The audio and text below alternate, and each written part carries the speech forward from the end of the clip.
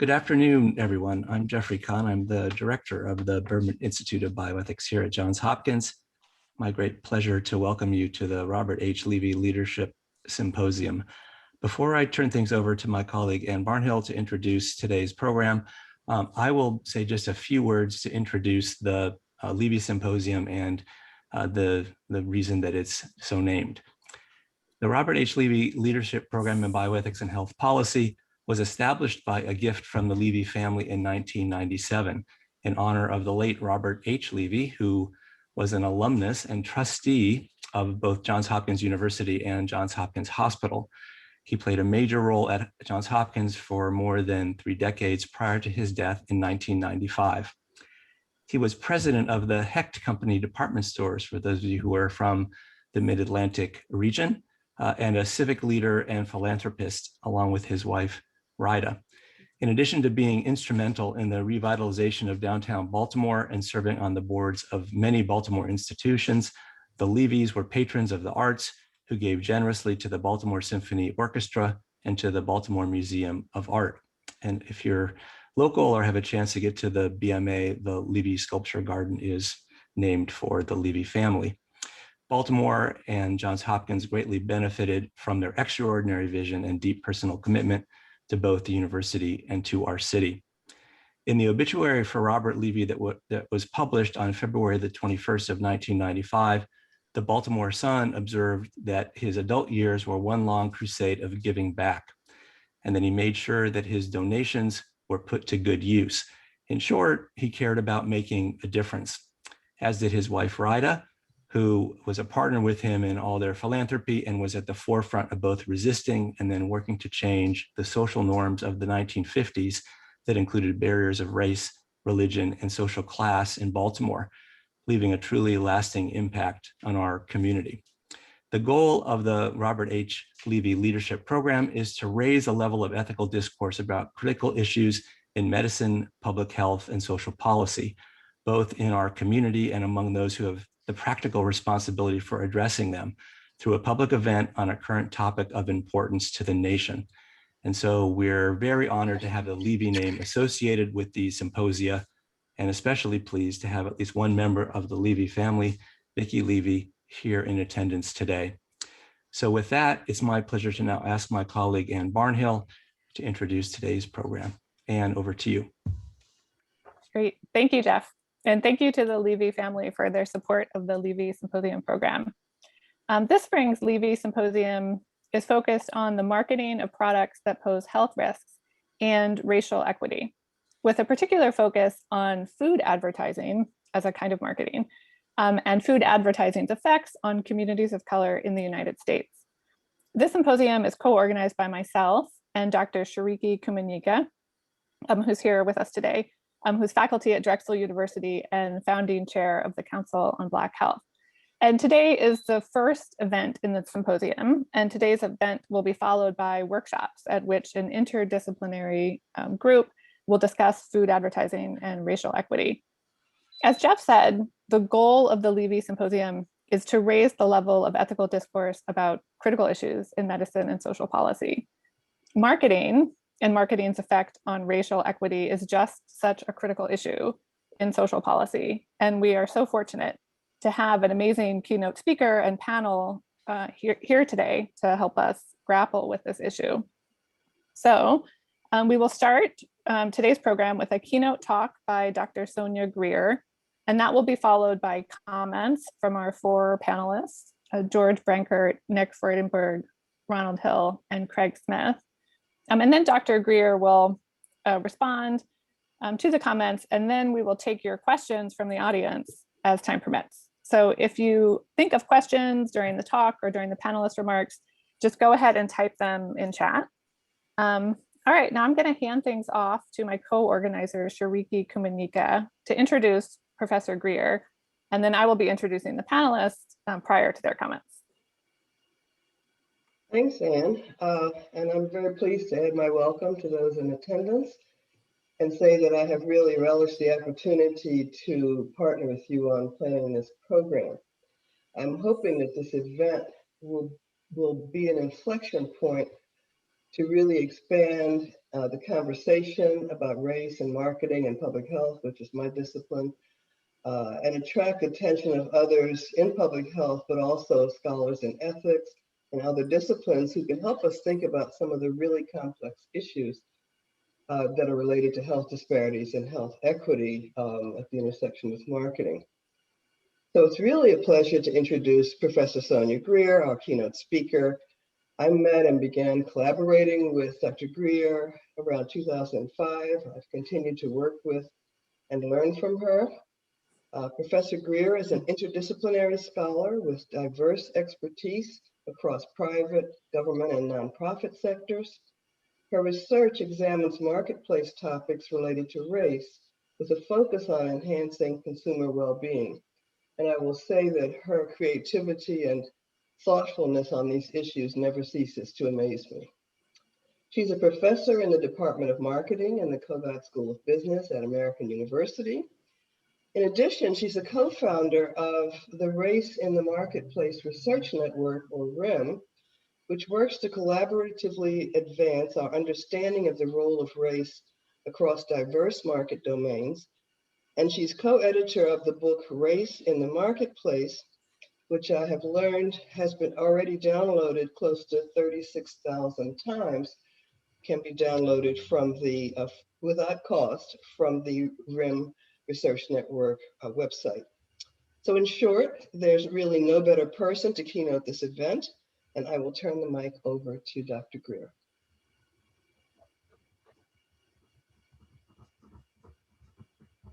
Thank you, Shariki. I'm going to have to be allowed to share the screen.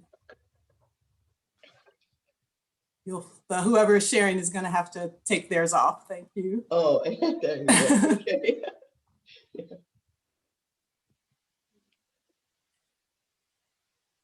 Okay, so hopefully everyone can see my slides now. Will someone let me know or give me a wave? Yep. Okay, great. Thank you for the kind introduction, Shariki. I would like to start by thanking the Levi Symposium organizers, Anne Barnhill and Shariki, for this invitation to give this talk. The talk is part of a workshop, as both Anne and Shariki has mentioned, that will discuss ethical dimensions of food advertising and racial equity. I was really excited about the thought of a public talk, as marketing and race is a topic that has widespread effects on people's experiences in the marketplace. But at the same time, I get the sense it's not really taken as seriously as some other priorities. And I have always felt that if a broader segment of people really understood these issues, there could be more of an impetus for change. So my talk is informed by my research on this topic for over 25 years across different products and contexts, including real estate advertising, entertainment violence, foods and beverages, health disparities, among others. And I've looked at these issues around the world, including in South Africa, France, and Cuba. So today I'm going to talk specifically about ways to think about marketing and race and racial equity to set the stage for the workshop discussions. Given that I'm speaking to a broad audience, I'm first going to talk about how marketing works to make sure everyone is on the same page. Then I'm going to summarize key issues related to my work on racially targeted food marketing, and then move on to take a broader perspective to discuss marketing both in practice and in the academy. And this will serve as a basis to outline the need for an expanded approach to the way we think about marketing and race. I hope to provoke everyone in the audience to consider ways we can reimagine current marketplaces to ones that are more racially equitable and socially just. So on the screen, you see the definition of marketing from the American Marketing Association. This definition encompasses how marketing is a conceptual system that provides systematic insight into the structure and dynamics of exchange relationships. It's also a set of processes and activities to manage those relationships. So this involves an integrated approach to a set of activities that I have reflected for you in the picture at the bottom of the slide. The basic marketing process involves segmenting or dividing the market up into groups that you believe will respond similarly to your marketing activities. Research on consumers is used to identify an offer that can be positioned in a way to resonate with the specific needs and desires of target audiences. 4 key tools, these are on the bottom of the arrow, are used to implement the strategy: product, price, promotion, and place. So these are related to the products and services that are offered, to the place where they are made accessible, and what they cost. Promotions, including but not limited to advertising, are used to make consumers aware of the product, price, and place. Targeted marketing concentrates these strategies to promote these relationships with specific consumer groups. So racially targeted marketing focuses on consumer segments defined by race. Here's an example. This slide shows ads for 2 Netflix movies targeted to different users of the streaming service. Some of the streaming service customers complained because they say they're being duped by this marketing, because it shows minor cast members as leading characters. So you look at one ad and you think 2 certain people are the leaders, and you look at another ad and you see they're the main characters. So they see it as false advertising. What this example shows us is that the change in the target of the ads, as reflected in the race of the models here, not only changed the advertising, but also changed people's perception of the product. This starts to give you some insight into the dynamics of target marketing. Now, this is how target marketing influences the food and beverage products that a consumer is made aware of and has access to. Remember those 4 tools I mentioned? This is how they shape food marketing. Product strategy might involve specially designed products, such as a sweeter tea, given certain target audiences might like higher sweetness. A place strategy is reflected in not only the actual prices people pay, but any extra hoops they may need to go through to get there. And a promotional strategy includes not only advertising, but as you can see, sales promotions, cross promotions, cause-related marketing, digital marketing, mobile marketing, a whole host of activities. So in 2010, my colleague Guillaume Johnson and I, oh, there's a typo, sorry about that, wrote a case about the targeted food marketing and beverage, which examines the aggregate effects of corporate marketing activities. Working on issues related to food marketing, it was clear to me that Black and Latinx youth were exposed to more media, so they likely saw more advertising. They also saw and responded not only to marketing targeted to them, but to marketing strategies targeted adults in their community as well. So I wondered, what was the responsibility of companies given the aggregate impact of their strategies? We also thought it was important for students to have a sense of aggregate views as they learned how to address emerging business challenges. The lack of such materials and these topics in the curriculum means that the knowledge and understanding of these issues is not passed to business students, whether they're undergrads, MBAs who become leaders of companies, or PhD students who go on and create the same types of research. We wrote the case using research evidence embedded into a story about a young girl named Alicia. I'm going to read you an excerpt from the case, and during that time, I'm going to show you some pictures so you just don't see a blank screen, to give you a feel from the consumer view of what food marketing looks like. Imagine that you are a 12-year-old African-American girl living in the inner city of a major US metropolis. Your name is Alicia. Every day when you wake up, your mother has already left for work. You quickly brush your teeth, take a shower, get dressed, and then pour yourself a bowl of Reese's Puffs cereal, humming the catchy rap from their website. You eat the cereal as you watch a new episode of your favorite morning TV program. The 30-minute show, sponsored by a candy brand, features the life of a young Black girl struggling with her adolescence. The program is interrupted 4 times for advertising purposes. 18 commercials are broadcast, more than half of them promoting food-related products such as soft drinks or fast food. At the end of the show, you rush to the corner of your street to catch the bus to school. After showing the driver your report card featuring the logo of the pizza store opposite the school, you find a seat in the back. You are thinking the conversation you and your mother had with the doctor at your checkup yesterday and trying to understand what this means about being pre-diabetic. Your weight is 135 pounds for 4 feet 7 inches, and your BMI of 31.4 indicates that you are obese. So are many of your classmates, family members, and friends. As you stare out the window, lost in thought, you notice billboard after billboard promoting alcoholic beverages, tobacco products, soft drinks, and various fast food items. You also see the shop shifting from fast food outlets to liquor stores to fast food outlets. On the 10 blocks that separate your house from the school, the bus passes 10 food-related billboards, 8 fast food outlets, and 1 small corner store. After school, you usually go to the library. Recently, there was a photo exhibition in honor of Black History Month that you thought was very cool. You noticed that the entire exhibition was funded by McDonald's. Walking to the bus stop from the library, you see a crowd of friends around a band, embellished with the brand logo. You join in as popular local DJs ask youth to sing and rap for various Pepsi labeled promotional items, and workers distribute free bottles of soda. After this, you take the bus home. You go inside as your mother does not like you hanging outside when she is not at home. As you wait for your mother, you either watch TV, play video games, or surf the web. Your favorite video game is Afro Samurai, an animated game mixing hip hop and Japanese themes. You won this game as well as the gaming console at Church's Chicken, a fast food outlet down the street.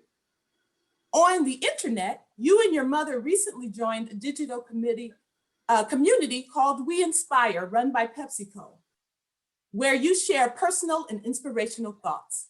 However, you can only access this website with your mother, and so more often you use your mobile via Be Heard, which is a program that is supported by Coca-Cola and Church's Chicken, which lets you interact with your friends via inexpensive text messages.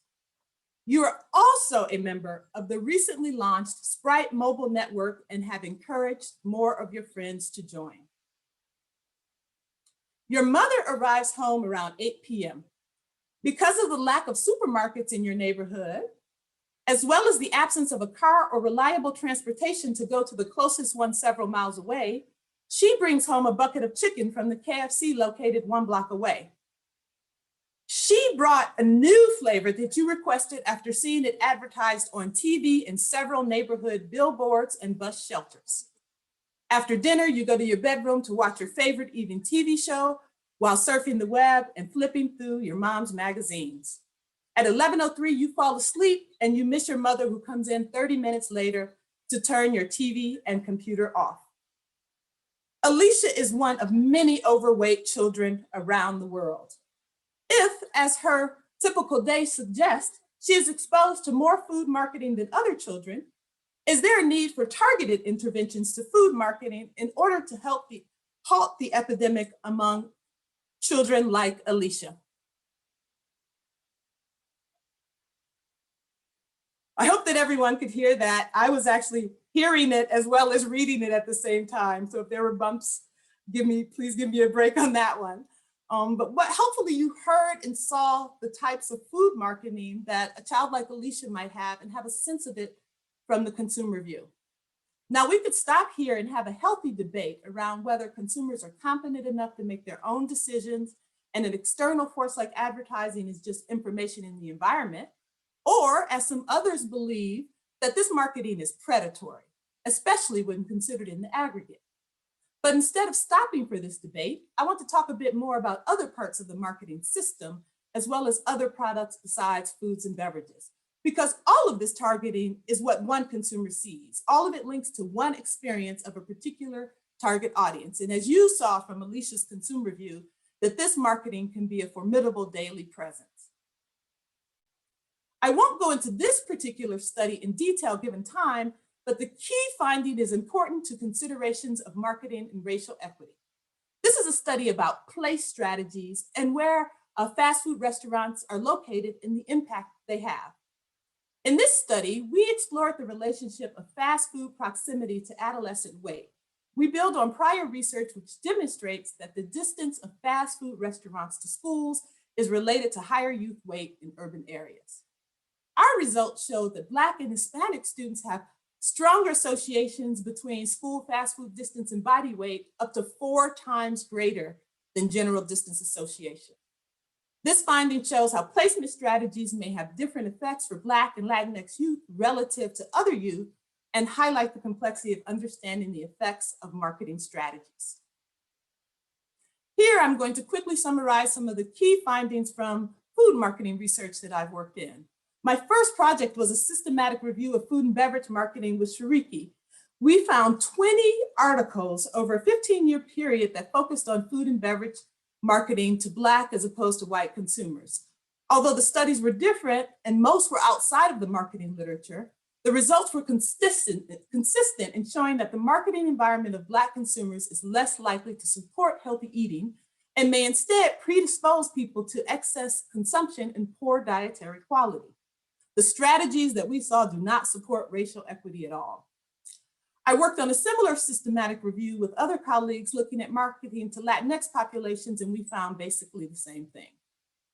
My other work in this area shows how these environments influence the way consumers think about marketing, as well as their purchasing and consumption behaviors. And as we worked on developing different interventions, it became clear that we needed to incorporate broader historical and social factors. And this backdrop on food marketing provides my jumping off point for discussing race and marketing more broadly. Race, as I mentioned at the outset, is a key targeting variable for marketers and a frequent source of controversial marketing. Significant demographic shifts predict that we will have a markedly different workforce and consumer base, which has significant implications for corporate growth, profitability, and yes, their marketing strategies. At the same time, we see that consumers' marketplace opportunities, experiences, and outcomes are related to race across different types of markets. In retail, financial, health, and housing markets, we see similar dynamics where Black and Latinx consumers face discrimination and disrespect, hyper-surveillance, price gouging, low accessibility to necessities, low quality services, and lower investment in their businesses, among others. Even casual observations suggest that these consumers are valued less. Or, as a high school student once asked me after a presentation on gentrification, why does white people moving into an area mean you can have a Starbucks? Many of these historical racist marketing practices are now embedded in contemporary marketplace actions. And this highlights how race remains an essential marketing tool and a key site of hierarchy that we need to address.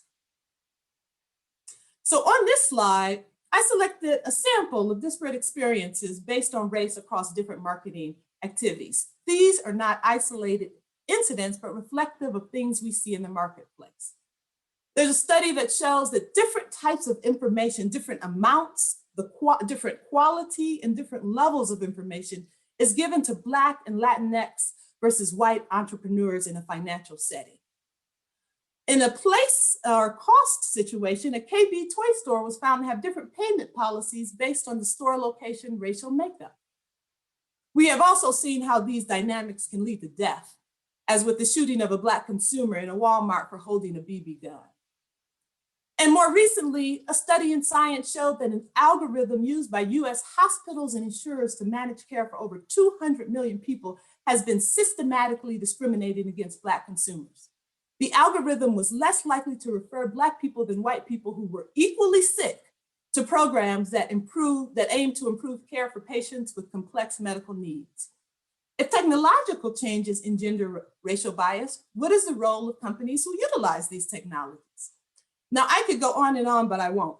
Hopefully you get my point that this is serious business, pun intended. In the academic marketing literature, work related to race and racism has been largely marginalized and is all but absent from the top-ranked marketing journals. For example, in a review of literature on marketing and racism, Davis identified only 75 scholarly articles and books published over a 48-year period. Plater-Pittman identified only 27 articles focused on Black consumers in the top marketing journals since their inception. She also found that the majority of these articles approached race superficially.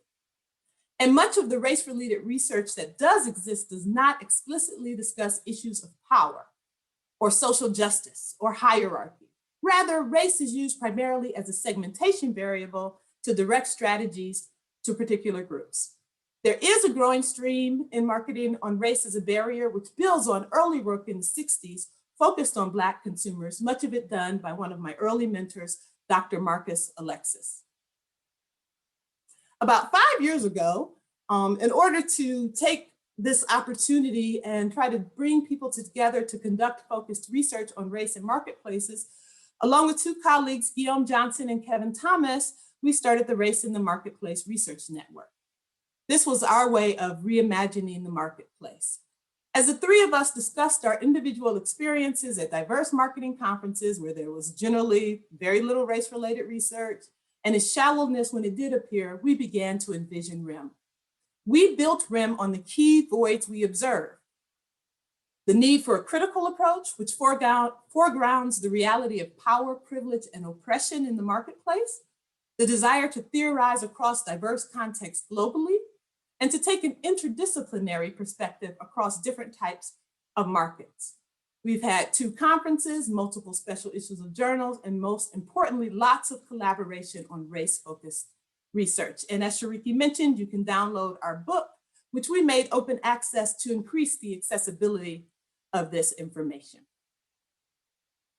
The present moment.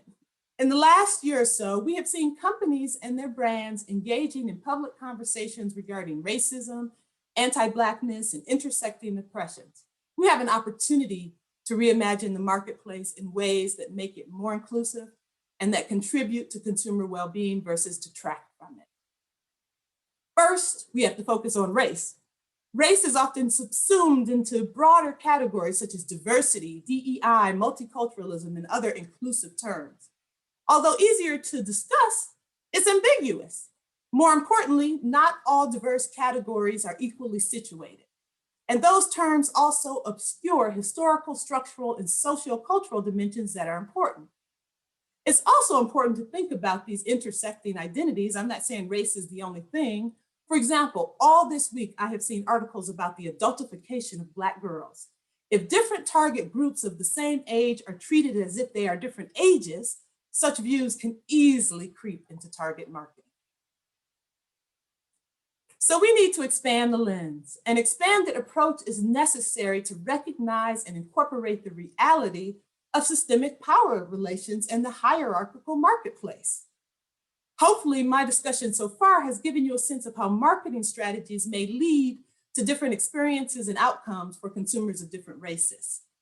Reducing racial inequity related to marketing has substantial benefits for society well beyond the clear need for racial harmony.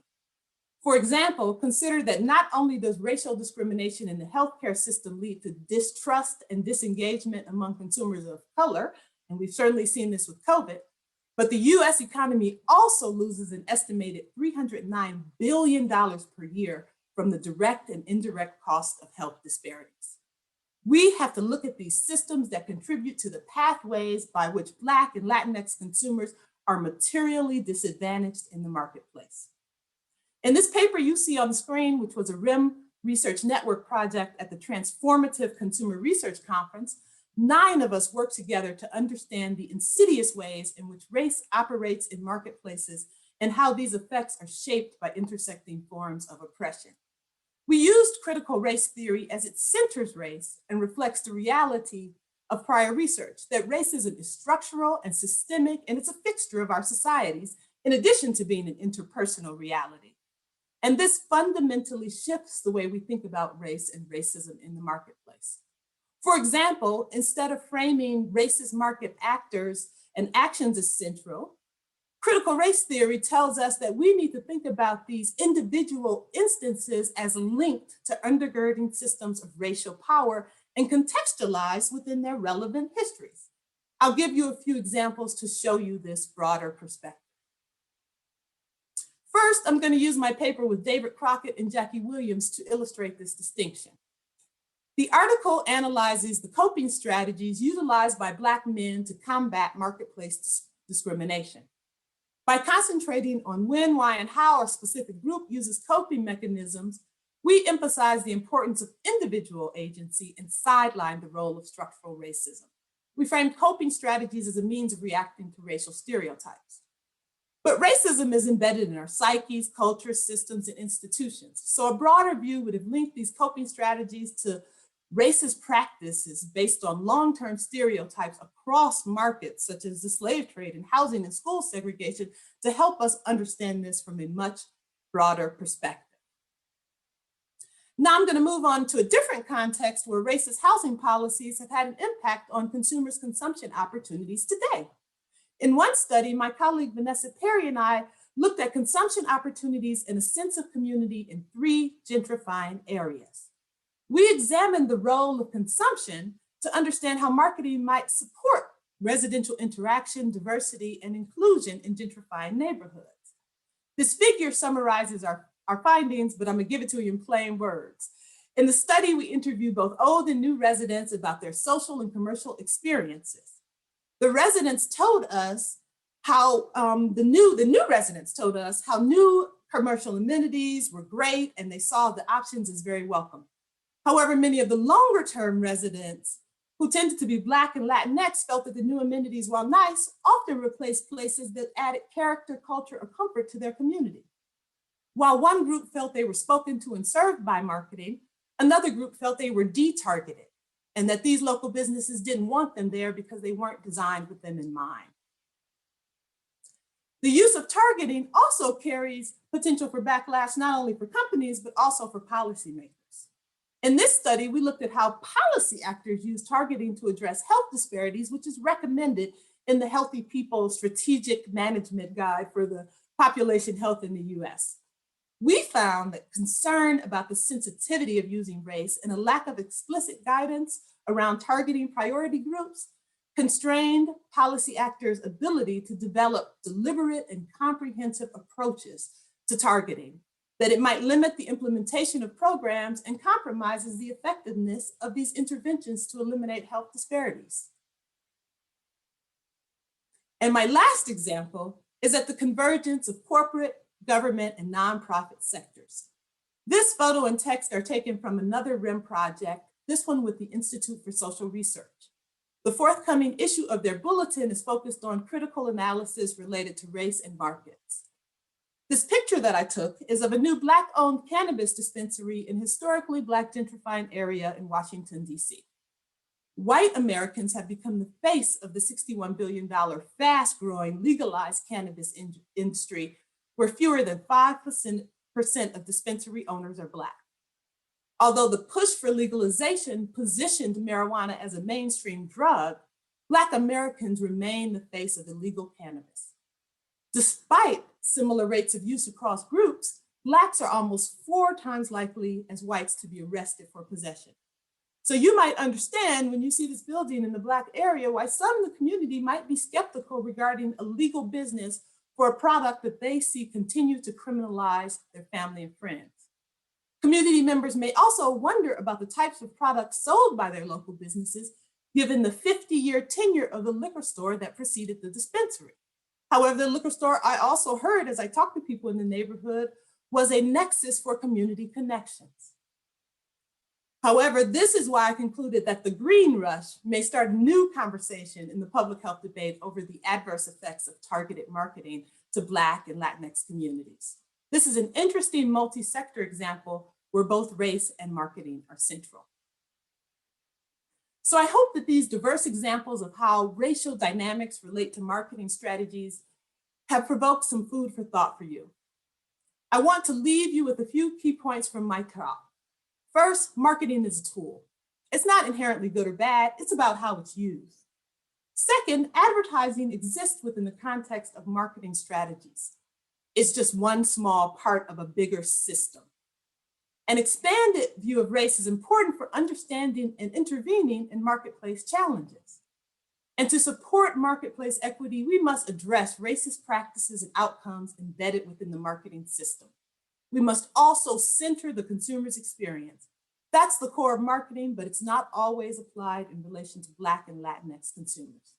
Thank you for your time and interest. And I also want to thank my co-authors and my 2 stellar research assistants, Bea and Melissa, and it was Bea who put all those videos together. So again, thank you. And let me stop sharing my screen. Wonderful. Thank you, Dr. Greer.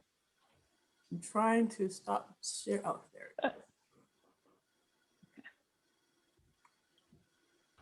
Okay, great. Thank you for that wonderful talk. So now we'll turn to our panel, starting with Dr. George Brenkert. Dr. Brenkert is Emeritus Professor of Business Ethics at the McDonough School of Business at Georgetown University. He is former editor-in-chief of Business Ethics Quarterly and has published numerous articles on ethics, business ethics, and social and political philosophy. Among the books he has published are Political Freedom, Corporate Integrity and Accountability, Marketing Ethics, and the Oxford Handbook of Business Ethics, which is co-authored with Tom Beecham, who we know very well here at the Berman Institute of Bioethics, Tom Beecham. All right, so I'll turn it over to you, Dr. Brenkert. Thank you. And thanks, Sonia. I appreciated your talk very much. The issue that you've raised today, race and racial equity and target marketing, I think is an incredibly important topic. That is a topic that the conference is raising. It's a topic that has worldwide implications. So I thank you for raising that topic. The topics that you raise, I like to think of in a broader context as well, because we have to think also about the effects on communities of color of the pollution in those areas, of questions that they have with regard to roadways, the actions of police, of redlining. All of these affect health in communities of color in different kinds of ways. It includes even also types of questions regarding marketing with firearms, pharmaceuticals, and the like. So the topic you raised is one part of a huge problem we face. And I think it's important that we focus on this particular part that you've suggested. You've taken us on a nice journey through the nature of marketing, through the case of Alicia and the multiple impacts, the pressures, the enticements that she and her health have suffered and that of other people. When I first read about the first part of the article on Alicia, I thought, yeah, I know this. And then you kept piling on more and more and more. And my gut started wrenching at the end. And I wanted to go yell at the school for what they were doing or what they weren't doing with regard to food, with regard to exercise and the like. I wanted even to yell at Alicia for not walking to school rather than taking the bus. I wanted to respond in different types of ways. So I thought it was a very interesting and provocative type of example to get us going. But you quickly go on and talk about the need for further marketing research on such topics that would include historical, structural, and social facets of the issues that you're talking about. And you complain that there's a significant lack of articles and books on these topics, on the various ways in which marketing does not expand in the way in which you would like to see it expand and expanding the lens. But you think that time is right for us to do this type of thing.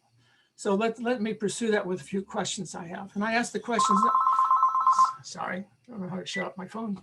I ask these questions not because I know the answer, but because I really am interested in the kinds of answers you might have to it. You know early on that marketing is a tool. But when I think of a tool, I think of things like hammers and forks and computers, and Excel software and the like. They seem to be neutral, even though they can be made, even though they are made for certain purposes, and they can be used for good purposes or bad purposes. And as you said, marketing is not good or bad. It's something you can use for different purposes.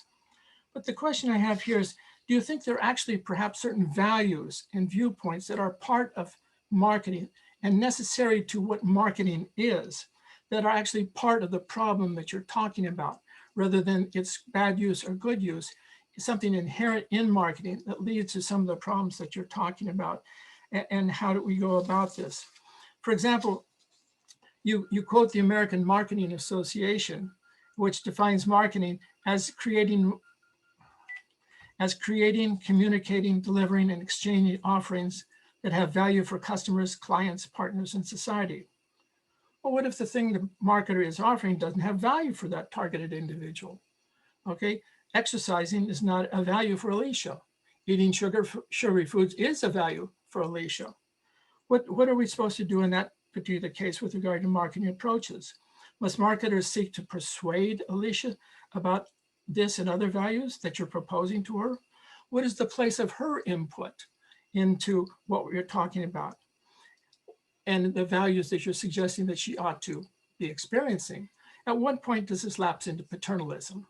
And I think along these lines with regard to issues that you hear in the paper recently with regard to removing menthol from tobacco cigarettes. And we're told that Black people in the Black community or Black men really like menthol in their cigarettes. Well, how is a marketer going to handle that when they value that in the marketplace?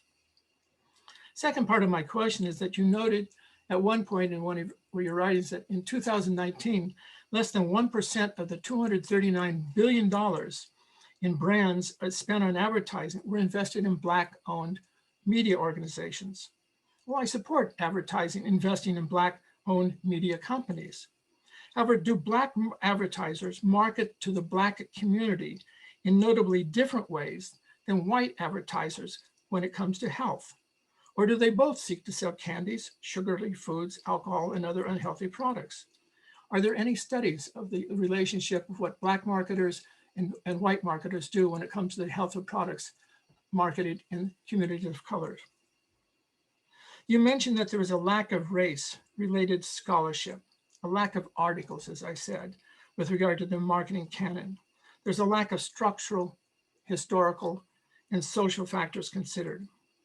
To what extent do you see the problem of race-related scholarship, or I should say, to what extent do you see the lack of race-related scholarship, a lack of articles on race and marketing, the lack of concerning structural and historical and social factors as a question of a lack of information, a lack of knowledge, a lack of scholarship that we have about the use of race in marketing to communities of color?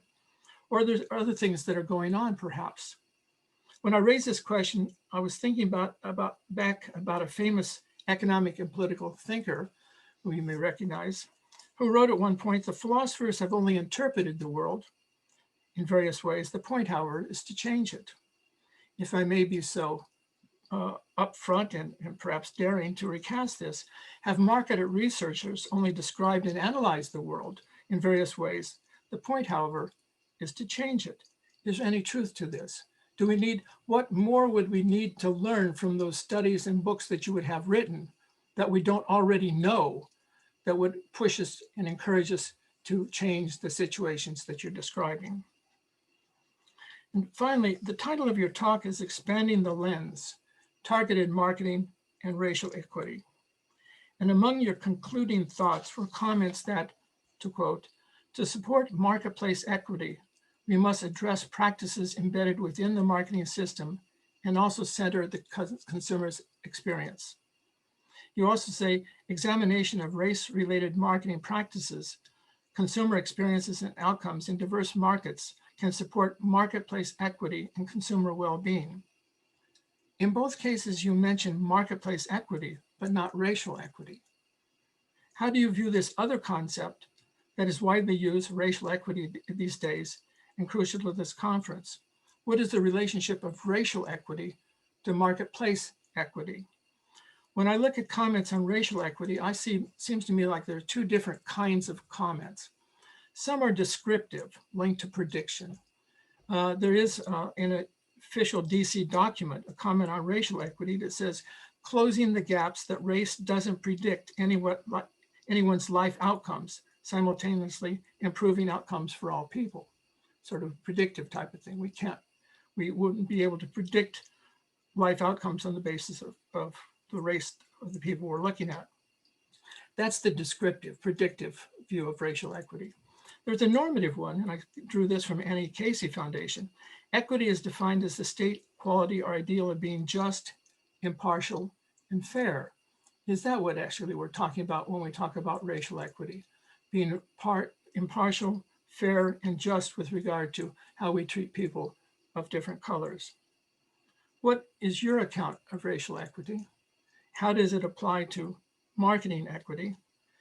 Does your view fall in one of the camps or the other camps, or perhaps in both camps? So I really appreciated your talk, and I look forward to what types of answers you might have. Thank you very much. Great. Thank you, Dr. Brenkert. Next, we will have comments from Dr. Nicholas Freudenberg. Dr. Freudenberg is Distinguished Professor of Public Health at City University of New York School of Public Health and Director of the CUNY Urban Food Policy Institute. His research examines the impact of food and social policies on urban food environments and health inequalities. He also studies how corporations influence health and health inequities, and how social movements seek to modify harmful corporate practices. His most recent book is At What Cost? Modern Capitalism and the Future of Health, published by Oxford University Press in 2021, which is an examination of how changes in 21st century capitalism have contributed to global health crises. Okay, Dr. Freudenberg. Thank you, Anne. And I too want to thank Sonia, not only for her compelling presentation, but also for the body of work, which has called attention to key health policy and I think moral questions facing our society. The targeted marketing of unhealthy products to populations already at higher risk of ill health. I'm a public health researcher and advocate whose work intersects with and differs from Sonia's work in a few ways. And I thought I would use my time to pose a few questions to Sonia that highlight these intersections and differences. And Sonia, I don't envy you the barrage of questions that you're getting from the 4 panelists. I look forward to hearing your answers. My first question is this: what do you think are the key similarities and differences between racially targeted marketing of food, the topic you focused on, at least in part today, and race-based marketing of other unhealthy products, such as tobacco, alcohol, prescription drugs, or firearms? I think this question is important because if the problems are limited to food, then we need to look for policy approaches that fix food marketing problems. But if race-based marketing of unhealthy products is embedded in whole sectors of our economy and political structures, then the changes needed will be substantially wider. A related question comes from my increasing belief that changes in 21st century capitalism have made that system increasingly toxic to human and planetary health. And I base that perception on my studies of the role of modern capitalism in contributing to the cascade of public health crises that have hit our planet in the last decade or so. The climate emergency, of course, the COVID pandemic, the growing burdens of chronic diseases related to food, alcohol, and tobacco, rising deaths of despair, and the increasing toll of mental health disorders, all racially patterned and affecting people of color more. In this view, targeted marketing of unhealthy products to vulnerable populations is not a glitch of our political economy, but an essential feature. In an economic system where profits, market share, and political control are viewed as the essential goals of business, in fact, their legal obligation to pursue, then ethical marketing is almost an oxymoron, and predatory marketing is the norm. Obviously, there are many gradations along this binary view, but I wonder what you think. In your view, is voluntary adoption of marketing practices that do not target by race and do not promote unhealthy products to vulnerable populations possible in our current political or economic system, or are more transformative and deeper changes needed? My next question speaks to the actors who have the potential to reduce the practice of racially targeted marketing.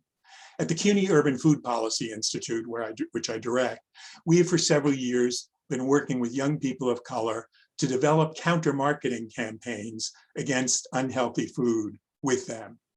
After some workshops on food marketing, health, nutrition, and media development, our 13 to 17-year-old youth food educators developed messages and campaigns to bring to their schools, youth organizations, housing projects, and peers counter-marketing campaigns.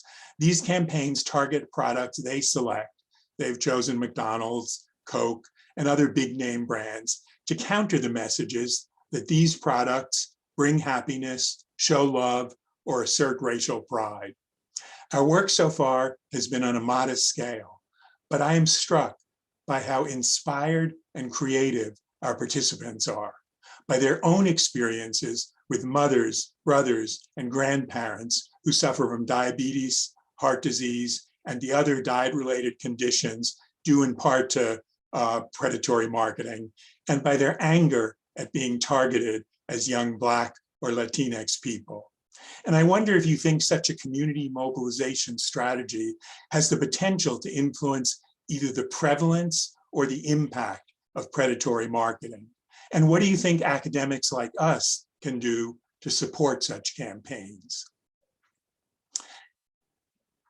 In my own research on the impact of corporations on health and well-being, I've come to appreciate the value and insights that systems thinking and system science can bring. System science describes an approach to problem solving in complex systems, and it posits that such systems have interrelated and independent parts that are defined by their boundaries, and that the total constitutes more than the sum of its parts. My work suggests that racially targeted marketing of unhealthy products, what some have called predatory marketing, is embedded in the intersection of three systems. First, our global food system has made production, distribution, and marketing of unhealthy, highly processed food the dominant global diet. Second, the system of racism, in which economic, political, cultural, and psychological structures, values, and norms stratify our population by race and then systematically allocate more power and wealth to whites than to Blacks and other people of color. And third, the system of modern capitalism, a political and economic system recently modified by corporate managed globalization, the growth of the financial sector, increasing corporate control of science and technology, and an ideological campaign against the public sector and collective responsibility. This system normalizes predatory marketing, making it simply one of many strategies that end up harming health while contributing to the desired and, in their view, inevitable goal of maximizing profits. In this view, to reduce the harm from predatory marketing will require an analysis of how these three systems interact to encourage this practice, and what mix of strategies can be used both to reduce its prevalence, its use, and its impact. And I wonder if you could discuss your views on this kind of systems perspective and to what extent it coincides with and differs from your analysis. And I thank you and really look forward to hearing your discussion of our comments. Great. Thank you, Dr. Freudenberg. Next, we will have comments from Dr. Ronald Hill. Dr. Hill is the Dean's Professor of Marketing and Public Policy at the American University Kogod School of Business.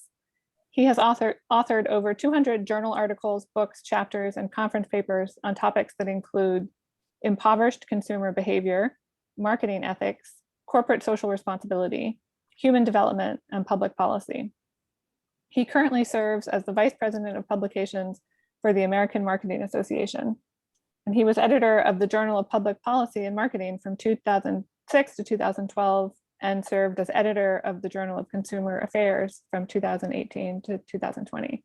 He has received numerous awards, including the Williams Quall Spratlin Multicultural Mentoring Award of Excellence, the Marketing Management Association Master Scholar Award, and the American Marketing Association's William L. Wilkie Marketing for a Better World Award. All right, Dr. Hill. Thank you. You know, I always like when I get introduced because I'm always expecting someone much better than me. I wanted to start off by taking a different tack. I'm not going to ask Sonia questions. She and I question each other all the time as colleagues, so I'll move to something else. I want to change the way in which we perceive things a little bit and change our perspective.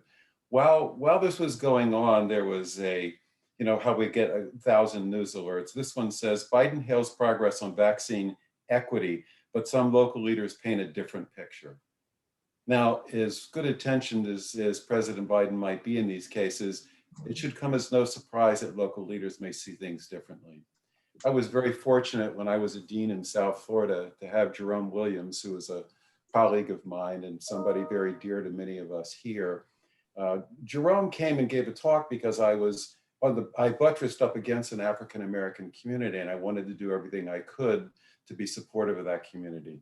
University never reached out to it. And so what I tried to do is to bring in some speakers that people there might find of interest. Well, not surprisingly, we invited the community to come in, and Jerome came in. And on one side were the professors sitting there, predominantly white, and the other side were people in the community, primarily or predominantly of color. And he talked about a particular case he had dealt with. It was a retail establishment where an African-American person had gone into a changing room, had come out after leaving all of the different clothing in there, and found one of those white pins that you see connected the clothes that you can't get off those clips. And it was sitting in the middle of the floor, and she walked around it and went out. The person went in who was working in the place to put the clothing back and found it, and of course called right away to somebody to say, we need to do something, this woman has stolen clothing. The typical response of the white people in the audience said was, why didn't you just pick it up and show it to the people and say, look, somebody must have done something here. And every one of the African-American people sitting on the other end and said, no, she shouldn't. No, it would just make her look more guilty. And it was a difference of perspective where I think was going on now with President Biden as well. I was fortunate to work with Arante Bennett, who's also an African-American scholar interested in race. And we did a study during the President Obama's administration. And what we looked at, we took a nationally representative sample of Asian Americans, African Americans, Hispanic Americans or Latinx, and Caucasians. And guess what? Caucasian Americans thought that the pendulum had swung too far. And if there was any prejudice left in society, it was prejudice against Caucasians. And guess what? All the other three groups felt that we hadn't made nearly as much progress as this particular group believed. I find that interesting because we still seem to have those disparities. We've just dealt with 4 years of a presidency where this particular individual and other people around him were supporting people who are white supremacists, who have these same poor opinions of the ways in which things actually operate among people of color. They just don't understand, and they don't seem to want to learn how. I conducted a study fairly recently, and as you know, I've spent a lot of time in these communities, that are dominated by people of color, but we didn't talk today much about intersectionality. And what I'm saying is the discrimination, if it was only about one thing, which means that marketers are targeting people and trying to take advantage of a vulnerability, that would be one thing. But the truth is there are many, many things that discrimination impacts. And one of the ways in which discrimination impacts is that many people who are of color live in communities that have less abundance. When I was living in the Philadelphia area and teaching there, I was working with a group that were trying to help predominantly African-American men released after long prison terms. I went to the prison that they came out of 100 times to work with predominantly African-American men there. And the one thing that they were trying to do is to not just help them find jobs when they got out, but help them learn to cope after being in prison for 10, 20, 30, 40 years. What I found most interesting about this was that when we're in that particular community, I got to know a lot of the people, the ways in which they lived and the ways in which they thought. And I kept thinking when I was listening to what marketers or marketing scholars were saying about them, they were just wrong-headed. I've been working on some papers now that look at financial literacy, and their belief is that a lot of people of color, particularly when they're in these lower socioeconomic class communities, don't understand how to operate in financial institutions. The problem is they don't have a lot of the financial institutions we talk about, but they're very savvy at navigating the institutions that they do communicate with and connect with. This is very different. Now I have one other story. I have thousands of stories, but I have one other story about an article that was published recently in Marketing Letters. It was a story that I did after I had listened to a lot of the ways in which people had characterized people of color and the relationship to bad foods or fast foods or processed foods. So I saw a study that had taken what we call panel data in our world, which means they took people who were eligible in these panels, and they said, guess what happens when you take a look at these people? They make worse health decisions. It's consistent with the idea that people who are relatively poor or people that are somehow uneducated about the way in which the world operates will make worse decisions because, quote unquote, they don't know better. Well, what we did was, instead of looking at these panel data, we went into communities in which I've been working in North Philadelphia, and we were able to go into a particular group and say, listen, we would really like to talk to real people who live here in an area where there wasn't a lot of opportunities to buy and buy products that were outside in Whole Foods and other places that were outside in those, expensive suburban areas of Philadelphia. And our study found something that was rather fascinating. It was fascinating because we made comparisons between people who are in one socioeconomic category and people in other socioeconomic categories. We're able to show that the people in these lower socioeconomic categories actually financially valued better food and more healthful food than people who are on and more well-to-do communities and had much greater access to it. Well, the first thing that happened to us when we sent this in, a reviewer told us this can't be true. Therefore, you're telling an untruth. And we finally said to them, if you think that people who live in unhealthful environments, if they don't recognize what a good meal looks like or a more healthful meal looks like, you're wrong. What you're looking at is people who are inundated with only options that look one particular way. And because of that, they consume these products, but it's not because they want to live unhealthful lives or they live just in the moment and don't think about their longer term future. So this is a long-winded, professorial, way too long period of time to say one important thing. And the important thing is for people to truly begin to understand what it's like to be a person of color in our world today, they need to change their lenses. In every one of the contexts I mentioned to you in this particular short talk, every one of them had somebody confounding what was going on because they used their own lenses. And those lenses come from white privilege to a large extent.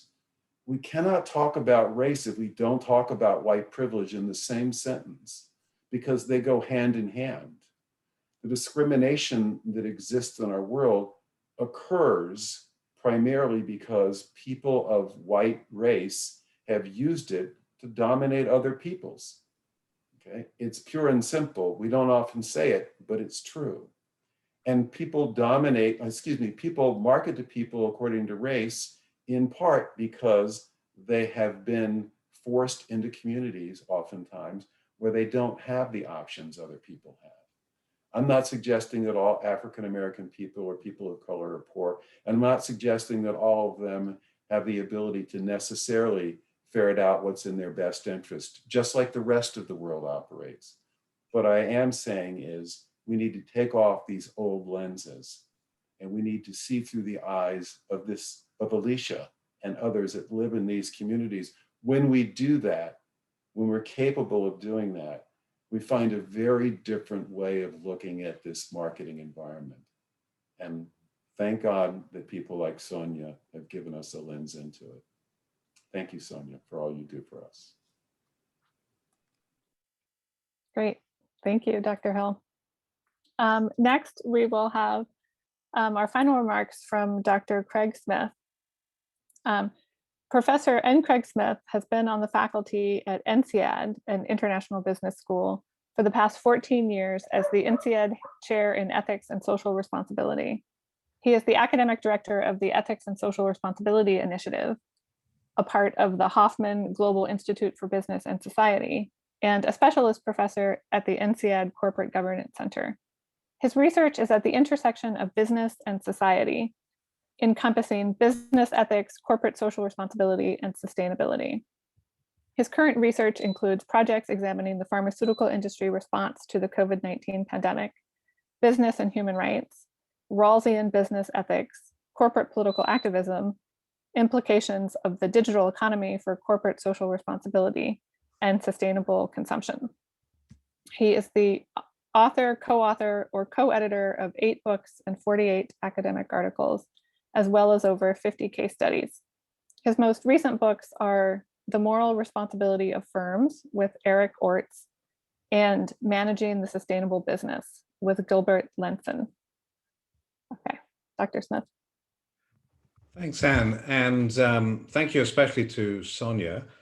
So let me echo what the other panelists have said about the presentation, Sonia. Very thought-provoking, and it also neatly showcases your work in this space over many years. And for me, not having been in touch with you so much in the last few years has introduced me to your more recent work. So you laid the ground initially by placing target marketing in context as a legitimate part of marketing activity, at least as the AMA would view it. But you also highlight that it can have a dark side, that we can have questions about the ethics of target marketing. And not just, as you stress, not just advertising, but all the elements of the marketing mix, the 4 Ps. You can look at the different parts there where targeting can be problematic. And we see it in a very rich way in your day in the life of Alicia, as you shared that with us. So what you have there as well, though, is a call for action. So you ask us to reimagine the marketplace. You say, how can marketing be used to counter any negative influence of food marketing? And it's that call that I'd like to pick up on in my comments, and I'll comment and leave you with a couple of questions as well. So I certainly agree with the analysis, and indeed I think you could have gone further in particular ways with respect to the timing, and the timing being in many respects propitious for the call that you're making. And Ron's comments just a moment ago reminded us very much of the timely nature of this call. And what you're saying in your call is that we could be using marketing proactively for change. So it's not just telling off marketers, if you like, pointing out what's been done wrong, but also saying we could do something more than that. We could use marketing in a proactive way. And this is really consistent with the ideas of marketing for a better world. And that in that sense, it's positive. But I'd like to also suggest it's a challenging idea, and in ways that to some extent will echo George's first question of you a moment ago. So I was reminded, I guess my question is essentially, how realistic is this notion of using marketing proactively for change? And so I was reminded of the work on sexual stereotypes in advertising. So the standard critique, women have been portrayed in traditional roles, and typically then as a homemaker. It's less of an issue today, but it's still evident. And the critics say to advertisers, change your portrayals, show women in a greater diversity and more realistic ways. But what do the advertisers say in response? They say, well, we can only just reflect society. We can't be changing society. We have to follow, what the marketplace dictates are. And I think the problem is that's also a problem for your call to reimagine the marketplace. So how can marketers do something radically different to what their consumers are wanting or expecting? Can they ignore the dictates of the marketing environment in putting together their marketing programs, their 4 Ps. So that I put to you as a challenge, but I also want to suggest as an opportunity, and in some ways respond to that challenge a little bit a little bit myself, but in ways that I think have some implications for your call as well. So the first, I want to make two points in response. First is that you mentioned that there could be benefits. You mentioned the benefits to stakeholders matter, and this point was a little bit underplayed, I thought, in the presentation, but it was definitely there on the slide. I saw it. So what did you mean by that? And what that reminded me of was what we call stakeholder capitalism. That there are many different entities that have a stake in a firm, a stake in a business, and what the business does is create and sometimes destroy value for those different stakeholders. And this idea of stakeholder value then is premised on the notion that business is about stakeholder value creation or maximizing stakeholder value rather than shareholder value. And if that's the case, that means there is an obligation, and in some cases, perhaps even a necessity, to give attention to stakeholders. And that means stakeholders, all the stakeholders of the business. And so there is a legitimate ground for claiming, as in fact you do, that benefits to stakeholders matter, and stakeholders as consumers of color would matter in that respect. So that, I think, is one answer to the critique. The second answer I want to share is reflective of some work I'm doing right now on what I call radical corporate sustainability. So this is really where companies engage in sustainability initiatives that make a fundamental difference in addressing sustainability challenges that face the world today. So this is not stuff at the margin. This is not rhetoric without action, token gestures, greenwash. It's companies that really do try and move the dial. Now, there are companies that are doing that, and I've done some work on, well, 3 that to date.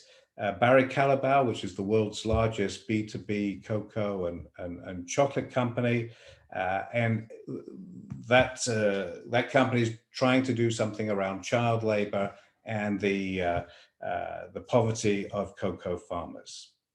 Fairphone is a company, you may not have heard of it, but it's trying to make a sustainable smartphone in the face of an industry that's certainly not producing sustainable phones. And then a small startup in Singapore, Shiok Meats, which is producing cell-cultured shrimp.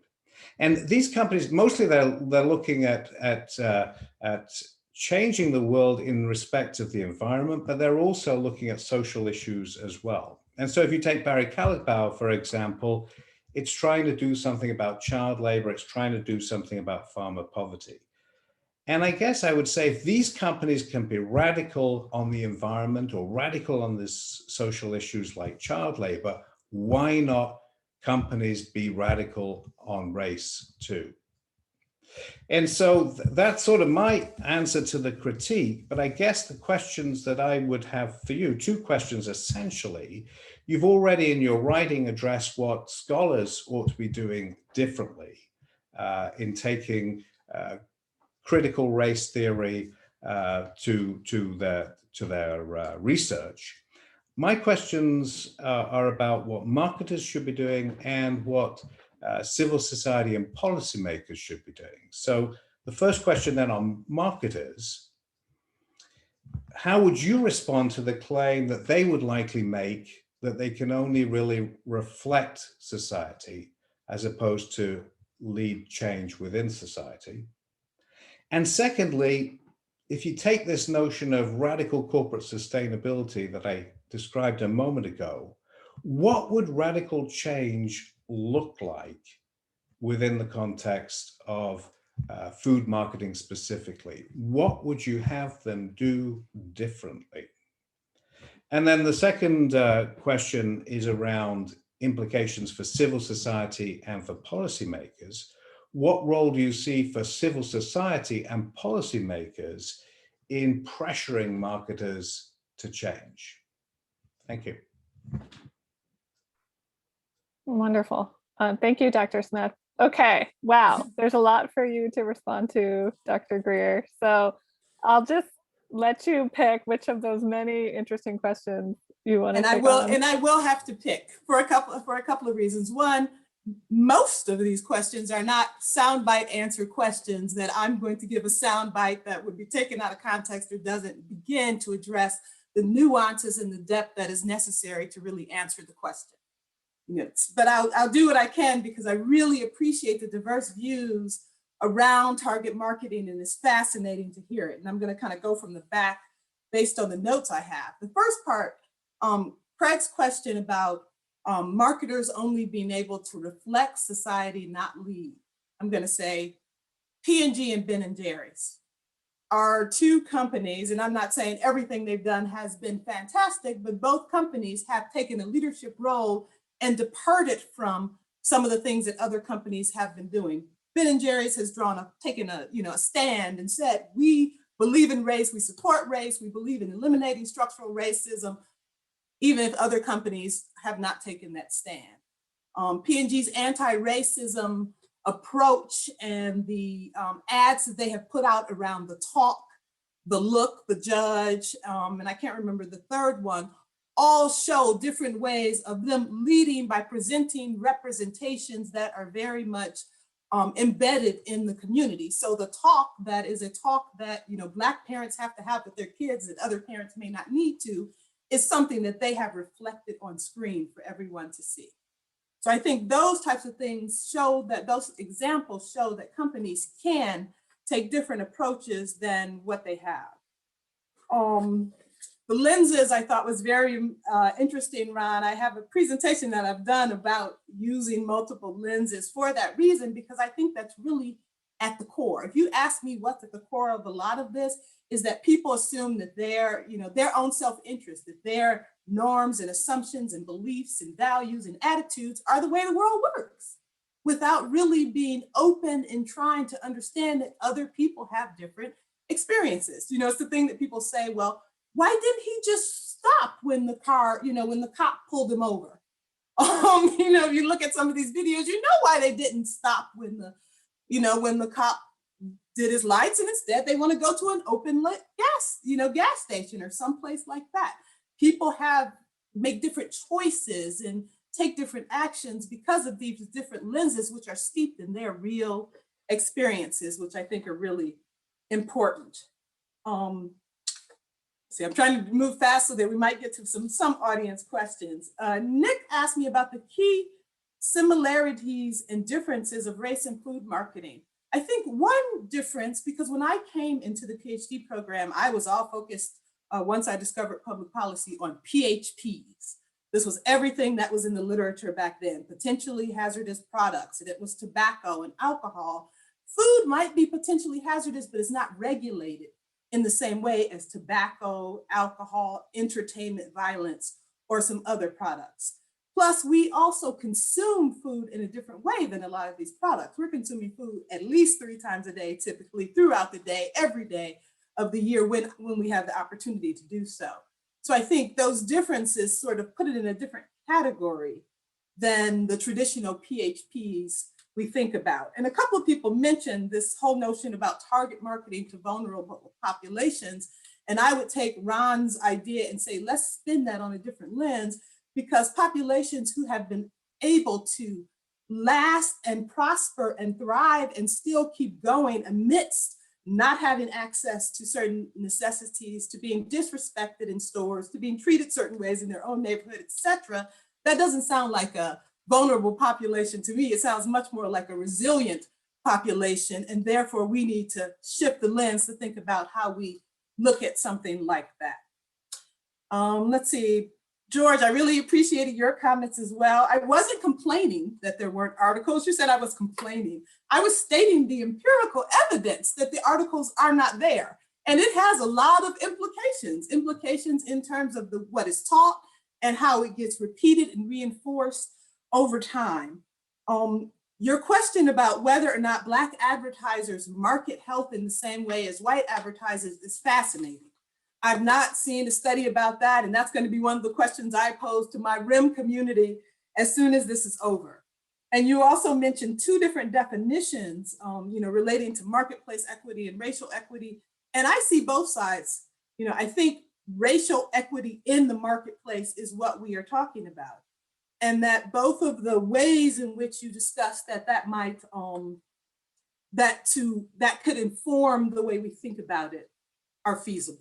So I know I went through that really fast based on the notes that I have. And counter marketing, I did also want to come back to counter marketing because Nick mentioned that. And we actually have Shariki, and we have a group that conducted a project on that for some years ago to look at how we might use youth to activate youth, to go into their communities and begin to create change. And I think that's exactly one of the places we need to go. So as we talk about actors, the workshop is thinking about how might we address marketing, but I'm really thinking about how do we change the marketplace? And that doesn't need to necessarily come from marketers only. I think we need multiple intersecting routes and approaches to make changes. We need grassroots advocacy around a lot of these issues in the same way that we need corporate change. We need educators to get involved because these are issues that need to be taught in the classrooms as well. And I will stop there in case we can take other questions. Great, thank you. All right, do we have any questions in the chat? Okay, I'm not seeing any. Okay. So I wanted to follow up on a question posed by Dr. Smith at the end, like what would radical change look like, right? Like radical change in marketing around race and racial equity. So kind of what would that look like? So this is a question for really all of you if you want to chime in. And then also the kind of second part of that question, what should government and civil society do, or kind of what would it take to achieve that like radical change in the marketplace, right? Like what does that look like? Who needs to do what in order to incentivize that or encourage that? So just invite any of you to riff on that. Well, you can't have radical change and keep everything else the same. I'm at a university and we have this great conversation about reimagining education. I said, you can't reimagine education if you have to enter it into the same system that has always existed, right? There are departments and courses, et cetera. Radical change to happen here would have to be a shift in the power bases that exist in a society. And that would mean that people who are in power positions would have to give up power in order for that to happen, or you have to take it from them. I'm not calling for revolution, but I am saying the only way to really make change is to have the people who are in power divested of at least some of that power, and for that power to be reinvested in people who didn't have it previously. And we could talk about how that could happen on the ground, but until that happens, we're going to stay in the same kinds of issues that we've had, and they've existed for, in some ways, for millennia. So I'll let somebody else with a more positive perspective ante up.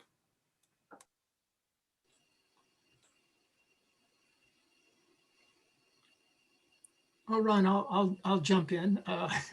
I wonder the challenge you posed to us for radical change, and I'm always a little hesitant to use the term radical because I'm not sure what that means at times. But haven't we had at times significant change, let me put it that way, through the pressure of various groups in society, through protests and the like? Even though the leaders have remained the same, they have been forced, as it were, to change their directions. They have been forced to do different types of things. Now, maybe that doesn't count as radical change, but over the years, I think of the civil rights movement. I mean, there were significant things happened there, but those obviously had limited effects in various ways, but it was part of a movement. I mean, that was worthy to address the issues that they were going after. Is it always necessary to have significant change to simply replace the leaders? Because you don't know what leaders you're going to get in place of the leaders that are presently there. Mhm. Okay. Any thoughts? That was a question to Ron. Thoughts on that one? Well, so I grew up in the 1960s. I saw the radical shift. My heroes were often people like Malcolm X and Muhammad Ali, and I watched change happen. I watched the universities evolve, and then we came back to ground zero again.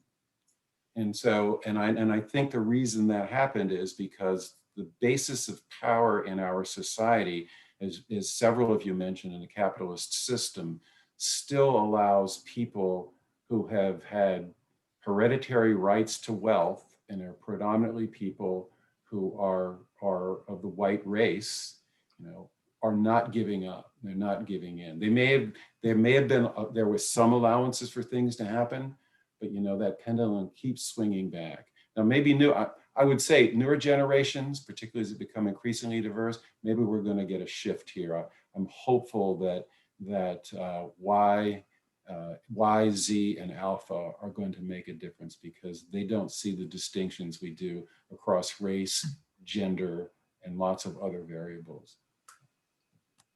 Okay, great. All right, well, unfortunately, we are out of time. We're at time, so we will have to leave it there. I would like to thank our speaker and panelists again for a fascinating discussion. You've given us a lot to chew on and talk about in our coming workshops. And thank you to all the attendees for participating. Thank you all.